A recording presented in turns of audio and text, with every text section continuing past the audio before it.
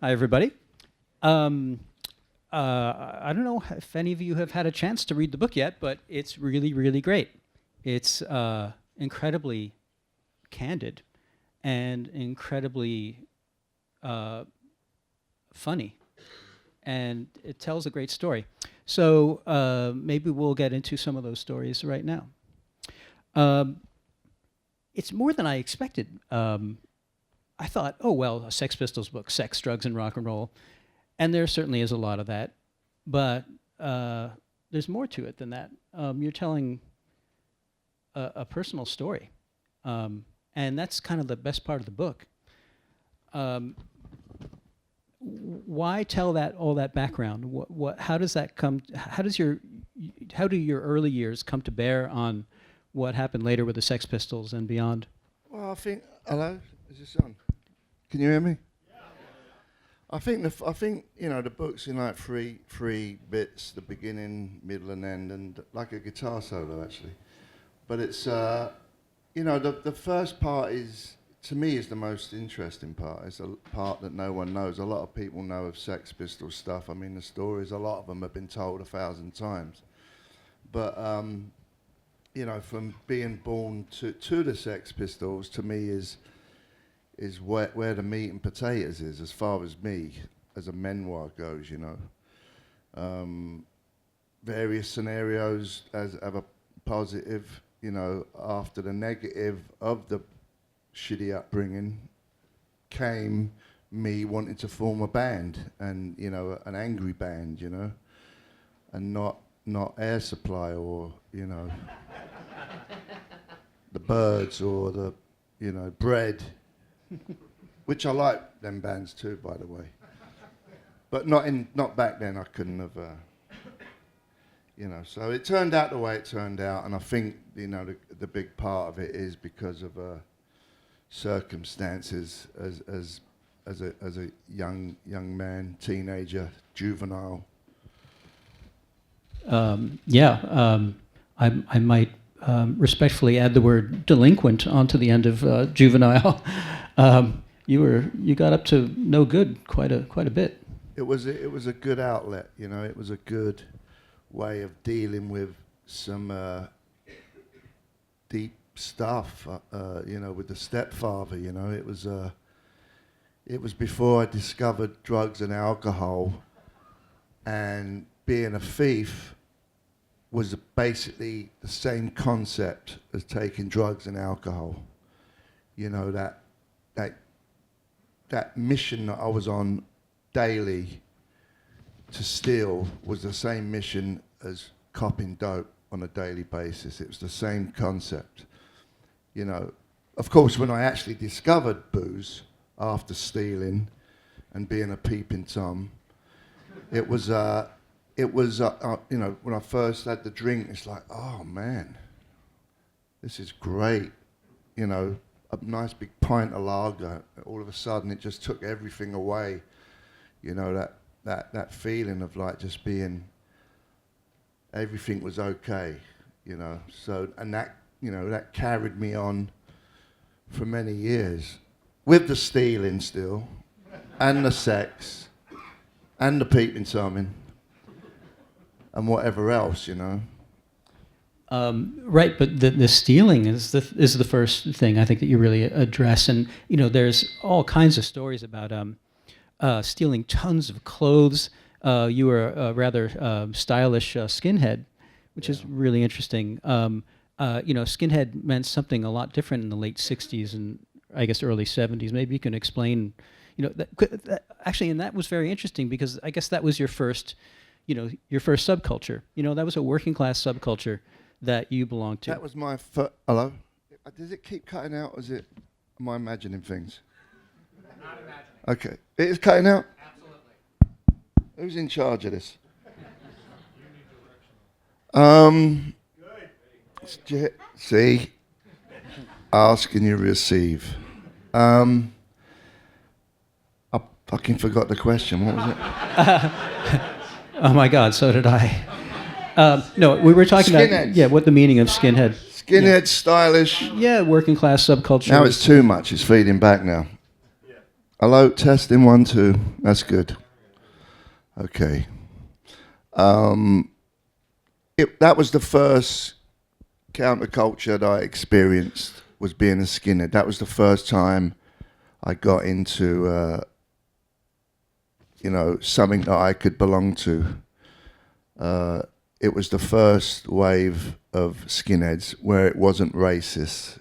I had a lot of black friends who were skinheads too, and we just used to go to football matches. We used to hang out together. We used to go to the youth clubs in White City Estate, and it was all about listening to reggae and blue beat and Tamla Motown, and going to football matches and just, trying to look cool, and it was a fantastic time. It really was. It was one of my favorite times. In that time, there was a lot of football fighting and that. I didn't get involved. I wasn't a fighter. I liked to be at the back, saying, "Let's get 'em, lads."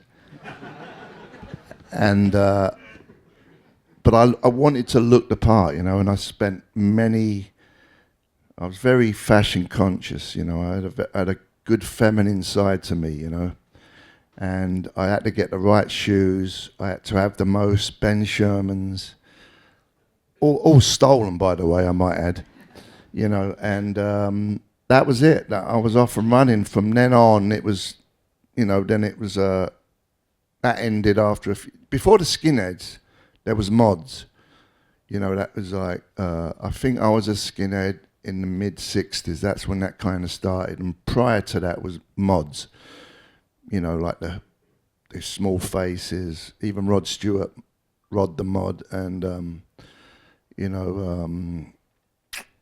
what did I say? Small Faces. Even the Who were in that bag. I didn't really know then because I was only about 10. I was kind of just grasping all of that kind of stuff. I might have been even younger when the mods thing was going, but I did get into the music a little bit later when me and Cookie was kind of rehearsing, got into the Small Faces. Obviously the Who, saw the Who many times. One show that stands to mind was at a place called the Oval Cricket Ground, which I think it was 2 days, I'm not sure. It was the Who, the Faces, Mott the Hoople, and Argent was on one day, and I can't remember the other day. But I used to love going to concerts a little bit later on. I was totally into music. I had that gene of being hear what I consider good music as opposed to just music that's in the background that people listen to. I was into it for whatever reason. I don't think there's any psychological reason. I'm just one of them people who loves music, and I gravitated to it at an early age. And against there's a backdrop of this of as you say, not as bad a childhood as some other people have had, but there was abuse by your stepfather, maybe a somewhat less than loving mother, pretty underprivileged upbringing, and then all this crazy stealing, clothes, model train sets, a bulldozer, and things like that, and then ultimately musical instruments. And you start a band with your pal Paul Cook and a couple other people, but I guess you didn't really know how to play guitar. Well, I didn't start out being. I started out being a singer. It was me originally, right from the beginning. It was me, Paul Cook, Cookie. There was a guy called Stephen Hayes who went to our school, Christopher Wren. There was another guy called Jimmy Mackin. He used to work at the gas station, who was fiddling money. He bought a Fart Feetser organ, and Stephen Hayes was playing bass. He had one of them Hofner ones that Paul McCartney plays. And there was me, Cookie, and then this guy, Wally Nightingale, who was kind of like the last one before he tailed off.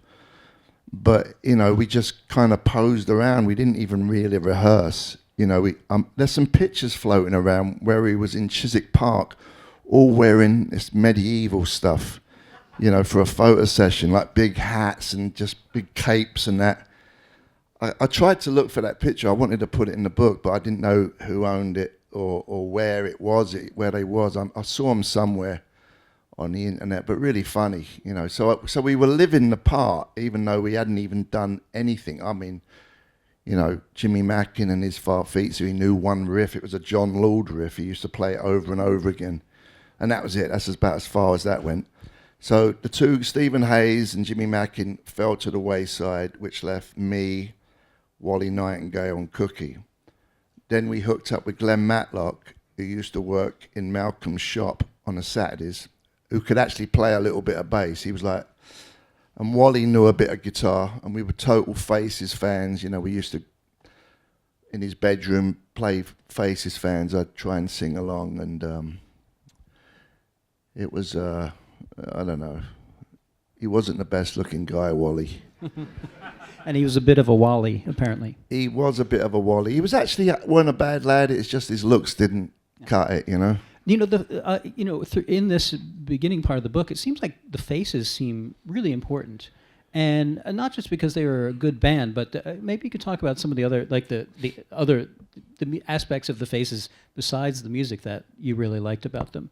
Well, I like Rod Stewart. I was obsessed with Rod Stewart when I was like 14, 15, somewhere around there. I get the years wrong, but it's teenager, living in Battersea, and I remember going to Oxford Street, his master's voice, and seeing the album cover, every picture tells a story. And I actually paid for that. And that's really huge, by the way. I must have really liked, and I hadn't heard it, and I got it, and I heard Maggie May, and that blew my mind. And all the other songs on it, Every Picture Tells a Story and Mandolin Wind.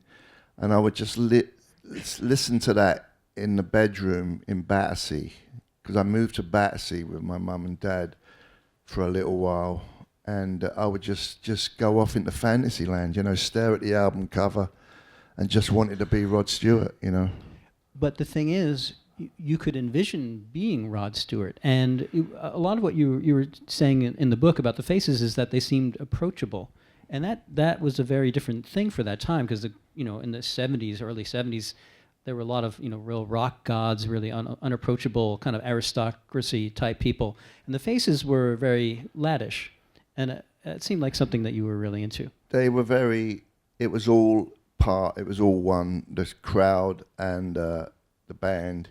I saw the Faces a few times, and it was always, they had a good time. They was having a laugh. They didn't take themselves too seriously. You had all the pompous bands like Yes and all that you never seemed approachable at all. You just, it seemed. Plus, I didn't really like that sound of music. Yes, and I saw Zeppelin a couple of times.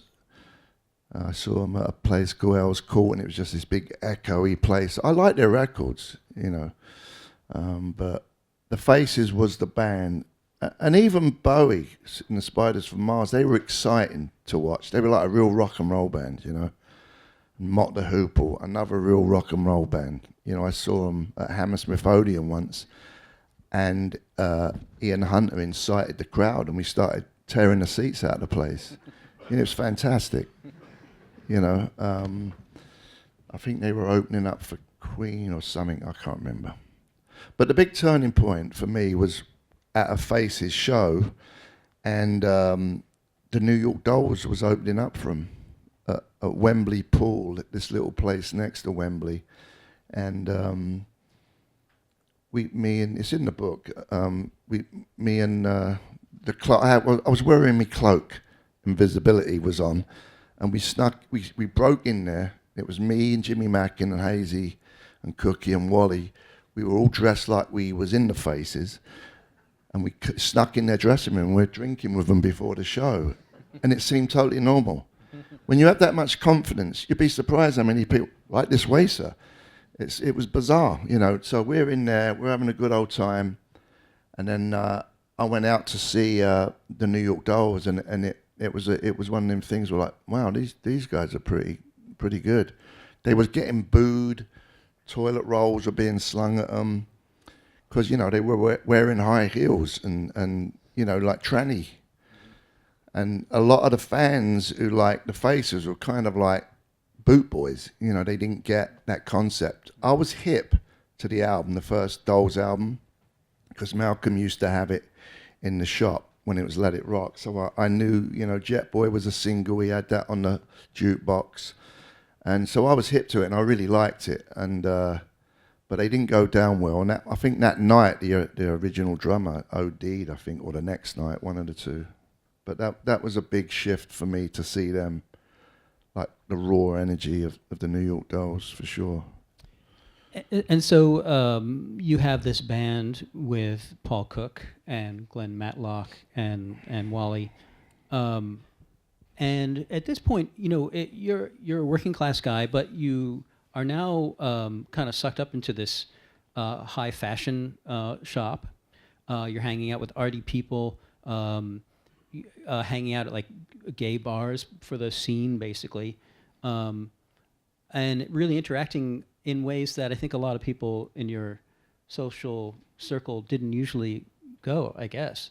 And that seems sort of like a recipe for punk rock right there, that the artiness of a more grassroots working class mixture. Well, we weren't, me and Cookie and we wasn't your average, working class boot boys, even though we kind of, when we were skinheads, that was us. We were very, I don't want to say like avant-garde guys, because, we was working class, but we were attracted to the underground, We were attracted to like tranny clubs, lesbian clubs, not your normal kind of places. And, we befriended some what do they call them, burlesque trannies. There was these two guys, they were called the Dumbbells, and they were so good, man. They were so sweet, and we liked all that glamour, that nightlife, all that stuff. It was appealing to me and Cookie, and we were totally into that kind of stuff. I don't know if our friends would have liked it as much, but it was all part and parcel, to out where we were heading, I think Sid used to do them same kind of things, hang out at them places too. Right, yeah, he seemed like he was part of that circle, but you had not intersected with him really yet? Or John at this point, Right. The one Faces show at the Roundhouse where I talk about in the book, where Ian McLagan gave me the tambourine and he wanted it back, and I got it back off him. We were all at that show, but Glenn was there, John was there, me, Paul, and I don't know if Sid was there, but it was the concert to be at. They were known, they were on fire. And I think right after that, they did a tour of the US. I remember that somewhere after the Roundhouse show. Okay, so at some point you let Wally go, and it's the three of you, and you're looking for a lead singer. And Malcolm McLaren suggests this kid, John Lydon, and you meet at what was that the pub? The Roebuck. The Roebuck, and you talk to him, and he auditions, and this is all very famous stuff. He sings, he kind of mimes to 18 by Alice Cooper, and he looks like really funny and crazy, and somehow it gets decided that he's your singer. And you had actually written some songs already, with Glenn Matlock kind of showing you the chords, and but he was sort of a Beatle fan and had these fancy chords. And what did you do to his Glenn? Yeah.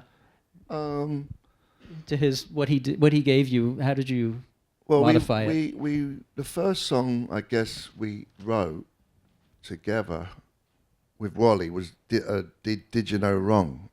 that was before John joined, and when John joined, John changed the lyrics. You know, that John wrote all the lyrics basically. I wrote a couple for Lazy Sod 17, but almost 99% of all the lyrics was written by John, and you know, Glenn, Pretty Vacant,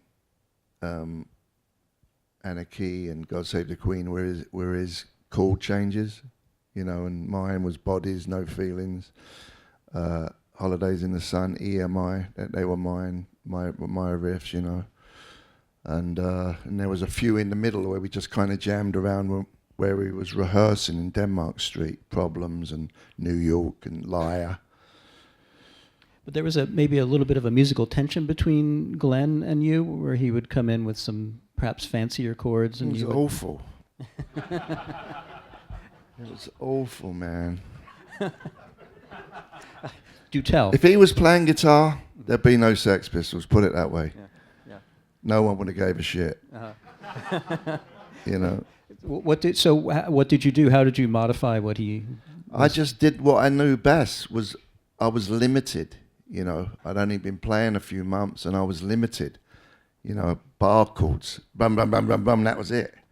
So whatever came out was just lack of ability and technical. You know.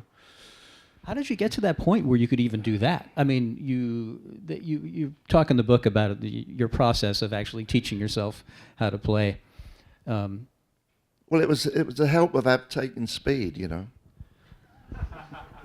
Literally, I know it gets a big laugh, but if it wasn't for speed, there'd be no Sex Pistols. I'm not kidding, man, because I have that, what is it, ADT? ADHD. ADHD. That's an alarm company, which I actually have at home.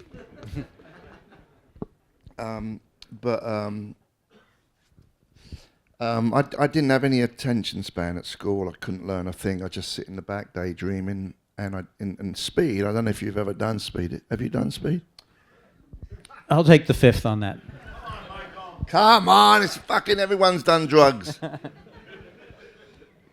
Anyway, okay, if you hadn't done it, I'll tell you what it was like. Please, because I have no idea. It just, you know, you hear these housewives, they're clean like this bit in the kitchen for 10 hours, you know, with a toothbrush.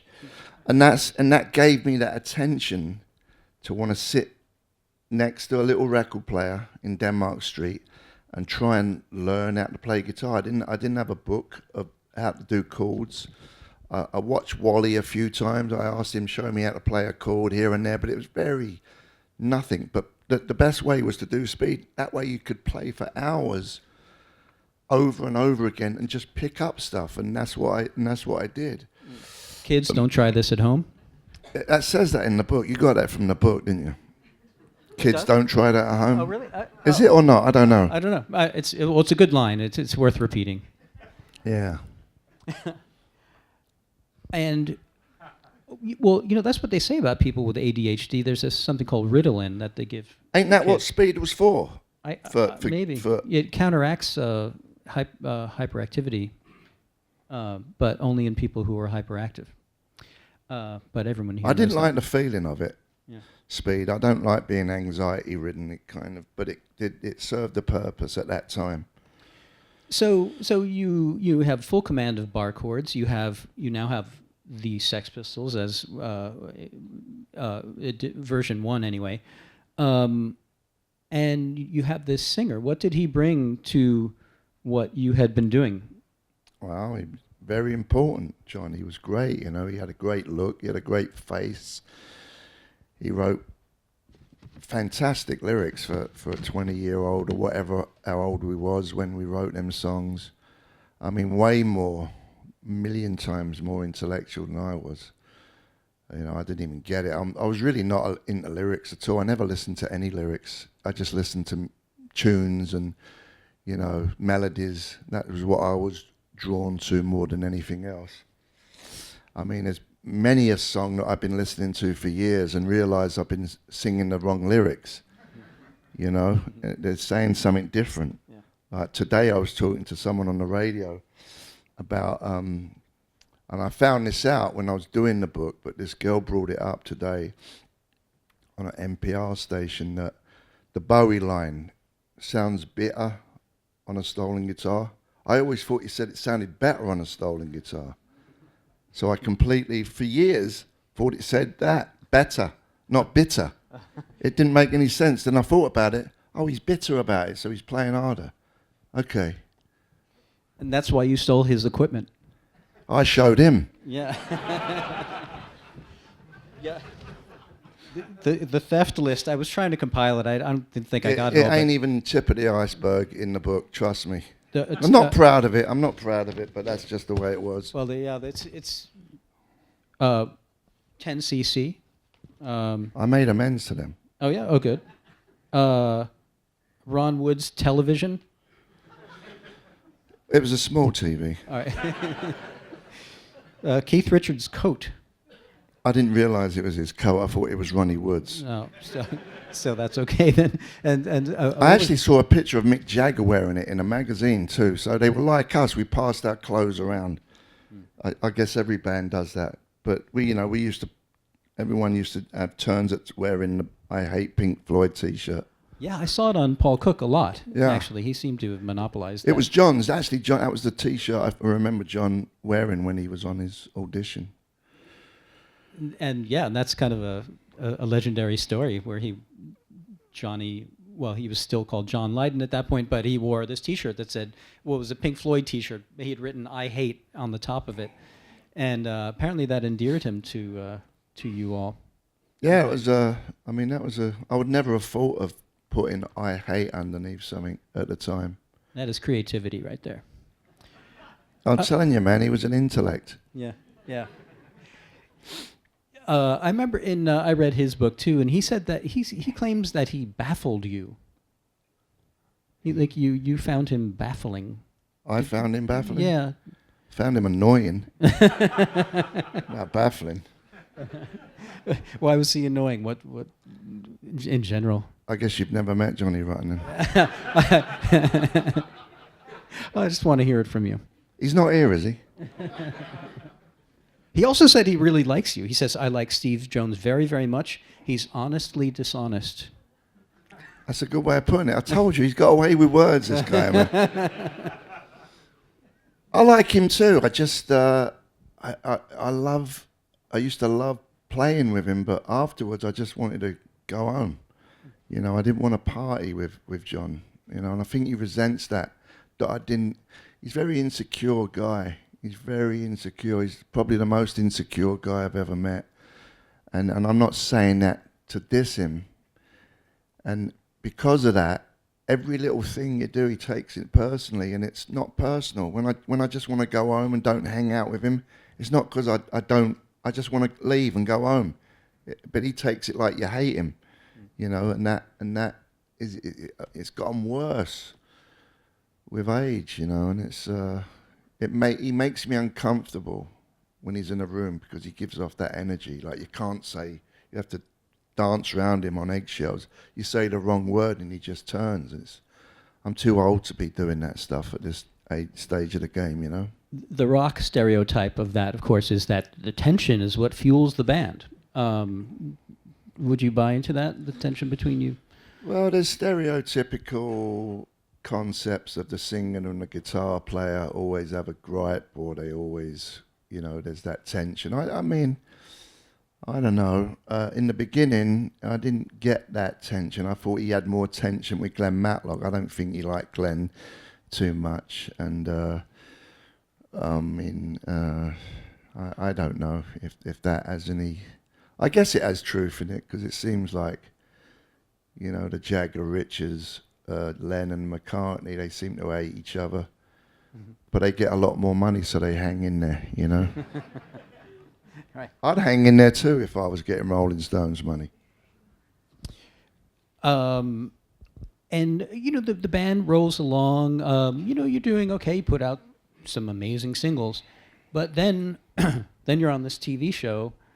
On the spur of the moment, there's this talk show hosted by this guy, Bill Grundy. And Queen was supposed to be on. and Queen had to cancel, and your label said, "Well, we have this other band we just signed. We can put them on." And then all hell breaks loose after that. And it seems like there is the Sex Pistols before Grundy, and there's the Sex Pistols after Grundy. Yeah. I don't know if you're all familiar with this. Do you want to tell the story? You know how many times I've told this fucking story? Okay. All right, then I will tell the story. Basically, they swore on national television, and it was a scandal, and they're all over the papers. I kind of wonder, what would have happened if you hadn't done that TV show. Maybe, you would have made a few more records. I got a feeling we probably would have. I don't know if it would have been any good. It might have been. It's hard to say, In one way, it was fantastic, what happened. Household name the next day. But I think it was the beginning of the end right there. But also, you're at this point, you're like 21, 22 years old, really young, and you're at the epicenter of this national furor. It's insane. Maybe, and almost international, because in the U.S. there was a lot of stuff, people were paying attention to. But it was even more it was the press here was worse. Yeah. It's the old biting heads off a chicken routine, It was all that stuff, and expecting a lot worse when we came here.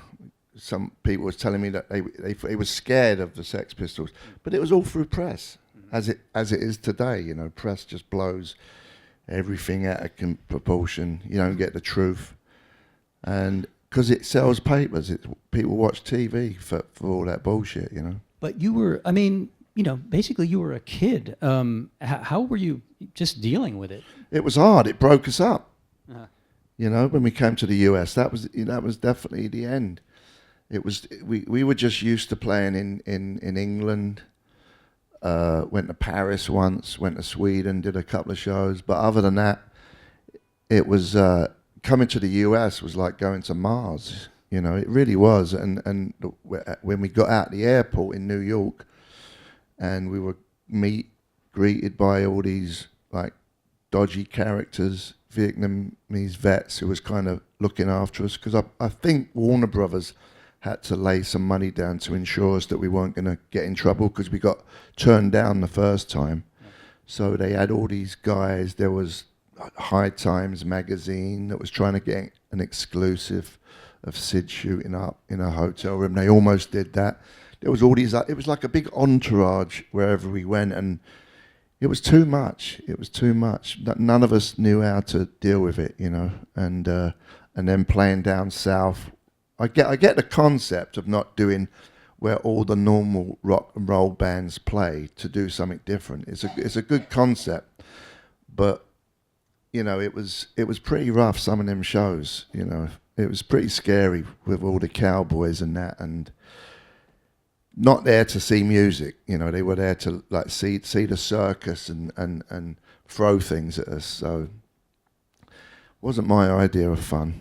And we just all come unstuck. The glue was just it was not a good time. And by the time we got to San Francisco, I just had enough. I just couldn't. I didn't want to deal with it. Going to Brazil and meeting Ronnie Biggs and with Malcolm seems a lot more appealing than going back to London to see John and Sid. So in hindsight, maybe that wasn't the smartest move, but it was the best I could come up with at the time. Yeah, and obviously Sid is a terrible heroin addict, and that's dragging down the band and frightening everybody around him, and that just must have been a complete nightmare as well. Is this boring to you lot? No. You sure? I bet I know someone's heard this story before. We keep going, yeah? Okay. Sorry. No, not at all. No, I figured not everyone is totally up on the whole story. And hearing it in your words is really powerful. The book's on audio too. Yeah. I did the voice for it. I'll never do that again. Man, it took me 60 hours to do that. That kicked my ass. I thought I'd plow through it because I do radio now, you know, and I do commercials. You know, 5 lines in a commercial as opposed to, what is it, 300 odd pages, and you have to kind of be up when you're doing it. I would lose my mind after like. What I would do is I'd do the radio show in LA, 2 hours, and then go to the Village recorder, the studio, and I would sit there for like 2 hours, and then after 2 hours I'd literally start seeing things. And it would drive me insane. I couldn't read after a while. I was just like a blithering idiot. So I couldn't just stay there for 6 hours, 10 hours. I had 2 hours. Then I started like that. I actually put a little song together called Sausages. Because when I'd fuck up, I'd always say, and the thing with the sausages. And the guy edited it. One of the editors put it together. And it's like a 4-minute song of me kind of saying things, but then going into sausage. Anyway, it's a long story. In the course of the book, you mentioned that you actually didn't learn to read or write so well until later in life. So how did you write this book? Huh? You wrote it with... No. I was going to play you Sausages. Do you want to hear it? Yeah. Okay. Say Sausages, that's when I've kind of like reading on it and I just don't know what I'm reading. I walked away from Johnny and Sid in San Francisco because it didn't seem worth being around their madness anymore. But it only took me a few months after to end up in a sausage factory. At first, we were through sausages because the sausages didn't get the holes in it. So when you cook the sausages, the fat splattered everywhere. And that made the sausages not taste nice. And Sid and Nancy got a one-way ticket to their own public junkie hell with the sausage department. So I would have had to queue for hours to get the tank when the sausages came around. We didn't fucking know what we were agreeing to or how long it was going to not blink with the sausages. She likes a lot of sausage. In the late 70s, those Nazi images broke out from there and took on a whole life of their own with the sausages. And I'd done the manager of Poco phase. And I did the sausages with the thingy phase. I wasn't surprised to hear he ended up doing interpretive with sausages. Did it have sausages in it? If it happened, it would have probably been in the sausage factory, and Nigel was pretty upfront about not wanting the same to him with the sausages. It hadn't been a big sausage factory at this time as about the sausages, but they turned it into a sausage factory. Big money-making sausage factory machine now. Facilities sounded a bit sausages will go not to face up to their own part in anything bad that happens to them at all with the sausages. And the second, because there's a bit of old thing from the sausage factory. That's why I don't think I could ever have held down a normal job in a sausage factory. Home is where the sausage factory is. The sausages. After staying on, would sell my passport for some dough. There was a sausage in there. I did see all the other junkies shuffle with the sausage, that they were probably doing it for one reason, because they had no sausages. And not only was I very much about the sausage, that fuck knows what else I would have had to feel it with the sausage factories. Didn't sausage me up. That fuck knows what else I would have had to filled it with if it wasn't for sausage. With our first test of sausage, of the New York sausage, down in the meatpacking district where the sausages were made, which I was lucky enough never to have sausages with, although the sausages came from behind. But by the time I moved to LA to hang around with sausages, with sausages, and I managed to pull this bird who lived in a house near a sausage factory. But there was a long way to go before I'd be able to fully put that one into the sausage factory. But it'd be a long way to go before I'd be able to fully put that in good attention into the sausages. Like John, the sausage maker, who used to be in Blondie, and he was a sausage maker. It was me and a bunch of bangers and mash, actually, that was sausages in disguise. But now it was in the sausage, to something that would take me 6 to 5 years to 9 sausages years. I always liked the velvet sausage makers in the care of sausage people. In sausages years it would take me. Sausages have more days than regular days because sausages are more tasty and you forget about the days because they go by really quickly because you're enjoying yourself. That I could give to the guy with the sausage factory, all in eating all them little piggies, so I could understand the way the two different sausage factories were next to each other And why would they have two sausage factories next to each other? Were they in competition with each other? If only because there was not much else going on with the sausages. That's it.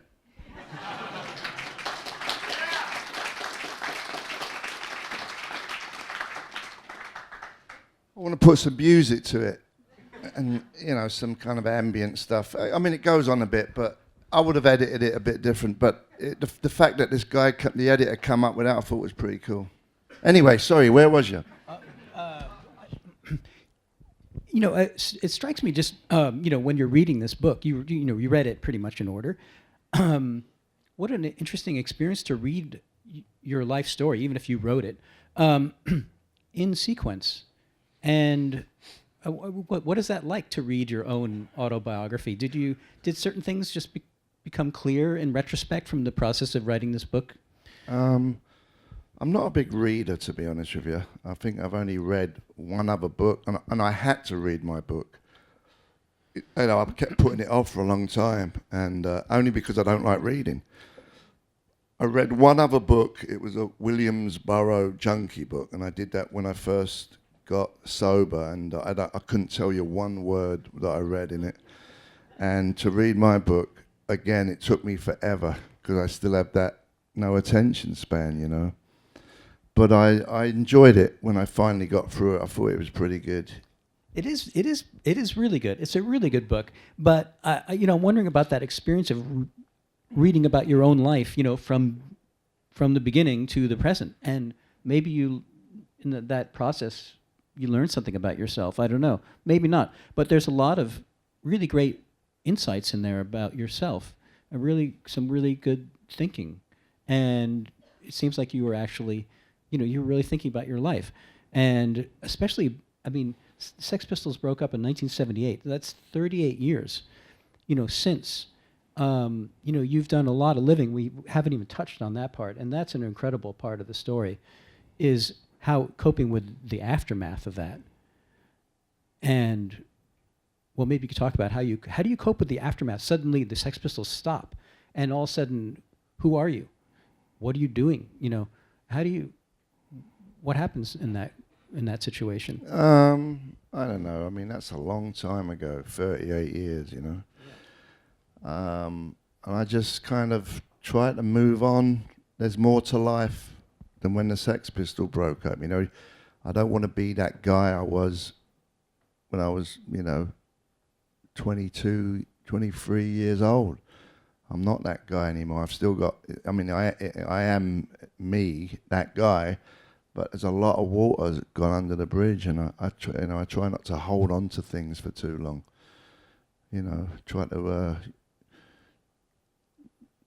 to find who I am, you know, and it's a lot. And I really started learning out to see who I was when I got sober, you know. 26 years I've been sober now. And it's still a never-ending process to uncover the real truth, you know, who you are. For me anyway, I can't speak for anyone else, but it's painful sometimes. Sometimes it's good, and I wouldn't say I'm a happy camper all the time. I'm still kind of miserable guy, you know. I'm a lot better than I was, you know, and I'm a lot more appreciative of other people. I'm not as selfish as I used to be, and I'm always learning to be more kind to other people, aware of other things. You know, the world definitely don't revolve around me, and it took me a long time to kind of get that, you know. So I don't know. The only thing that I really regret, I guess, is that you know, when you see bands like U2 and the Stones and all that who have stayed together all these years, why couldn't we have done that, you know? Why couldn't we have done that? That's the only thing that I question, if anything, you know. So, but on the other hand, there's the enormous record of having just one album, and it's still talked about, you know, and the short amount of time we was together. I was about to say, Your mic's off. Anyway, well, both of those. Thank you. Both of those bands, in their own way, kind of worship you. I mean, the Stones. Mick Jagger was wearing a Destroy T-shirt in 1978, and U2 obviously worships the Sex Pistols. So you made your mark, and the legacy lasts to this day. I think Mick was just trying to be fashionable. Yeah, yeah. With the times, yeah, that's what he does. Oh, clearly, yeah. You know, that's all right. Yeah. It's good. That's why they last so long. Yeah. They change with the times. You know? Do you consider yourself punk? Not a punk necessarily, but do you live your life in a punk way? What does punk mean? I have no fucking idea what that means. You know. Yeah. Hello, there's this one on. Yeah. I don't. Jesus, all right, go easy. Where are you? I don't even know what that means. We didn't come up with the word punk. A lot of people change the rules from the outside. We were doing our thing. We didn't come up with the rules. What people seem to put on it. Oh, yeah, that's not punk. You can't do that. I don't even know what that means. It's just a stupid concept. You actually came up with a kind of a definition in the book. You said punk is the excitement of what you could become.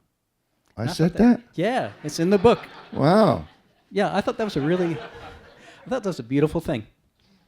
Yeah, okay.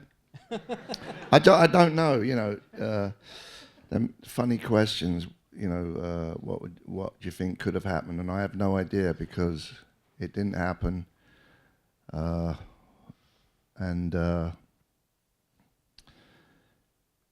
We're just, to me, Sex Pistols was another rock and roll band.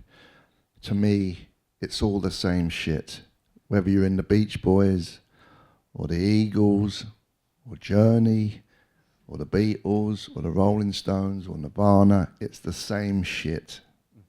It really is at the end of the day, with a different sweater on, or safety pin, or whatever you want it to be. It's, you're drawn together. All bands are drawn together in one way or another. The Beatles got rid of the good-looking drummer and got the not good-looking drummer. But it all worked, for whatever reason. That's just the way it goes, Wally had to go, the good-looking guy got put on the guitar.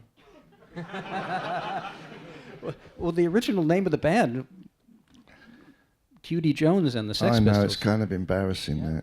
That was Malcolm's, he came up with that. He came up with the Sex Pistol too, Malcolm McLaren.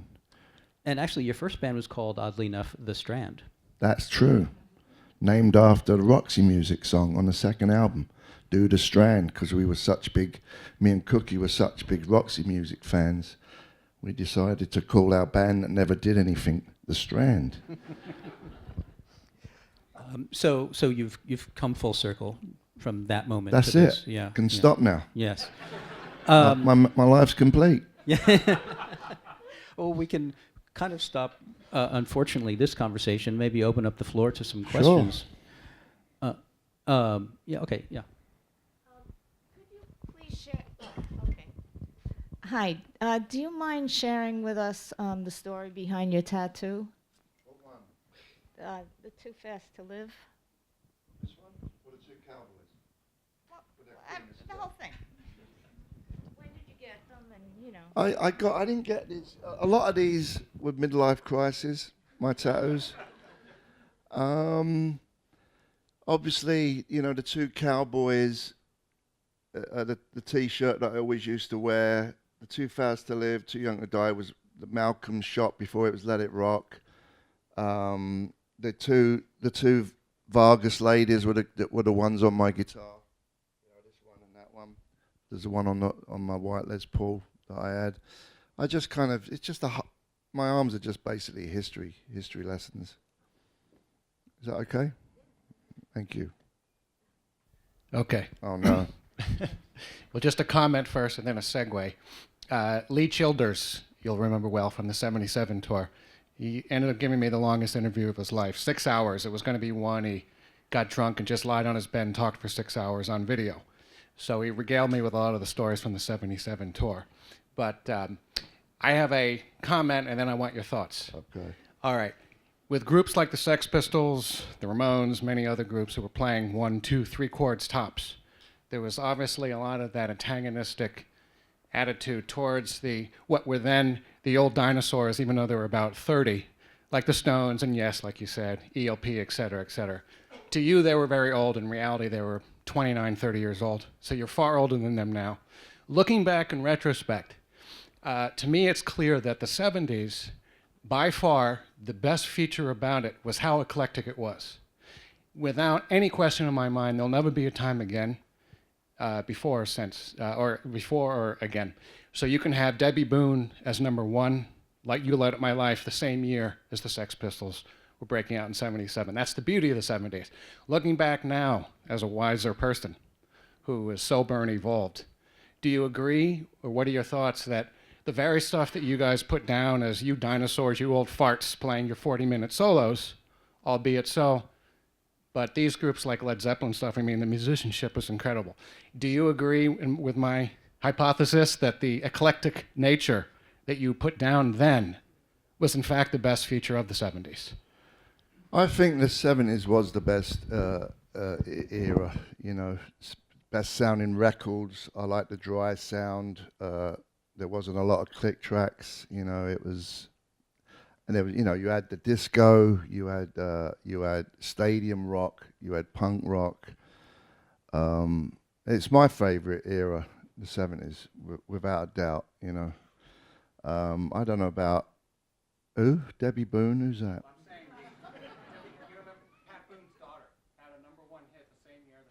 I didn't even know that. That's fake news. Next question.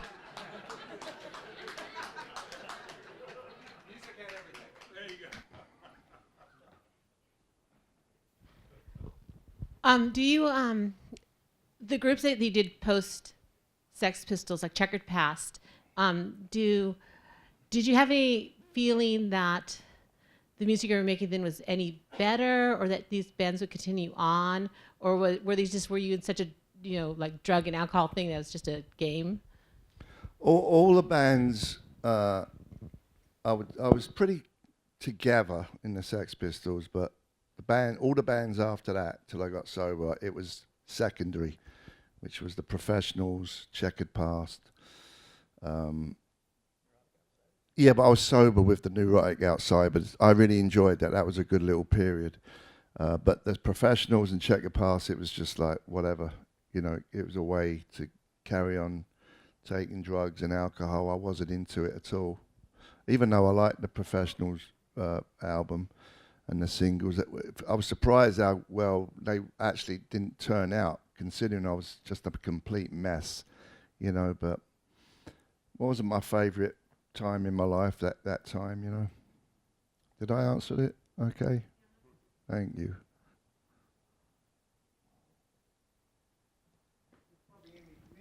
Yeah, go on. Have you ever thought of doing any, I presume the Pistols are done, have you ever thought of doing music with Cookie? Yeah. Again? Yeah?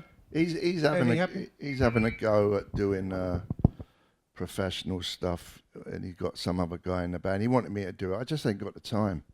But I love Cookie to death, and I would love to do some music with him. You know, it'd be interesting to see what it's like, you know, 30 odd years later. Are you still in touch with him? You seem like really... I talk to Cookie all the time. I've known him since I was 10 years old, and we just have you know, we'll always be friends, and it's a good thing. For one more question. Oh, really? This bit's fun. What you got? Before pre-Sex Pistols, did you go see the Hammersmith Gorillas at all? I did. And I also wonder if you give us a rundown on how to properly fuck a loaf of bread. Do you have a loaf of bread? I'll perform it. A loaf of bread and some warm water. It's messy.